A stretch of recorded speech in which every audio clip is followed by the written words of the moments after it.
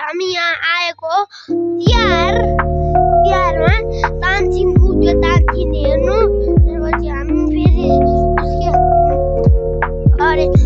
अनि हामीले फेरि अनि भात खाने बेला टिका लगाउने बेलामा पनि यो भिडियो बन्छ ओ पल्के विनायक पल्टे विनायकलाई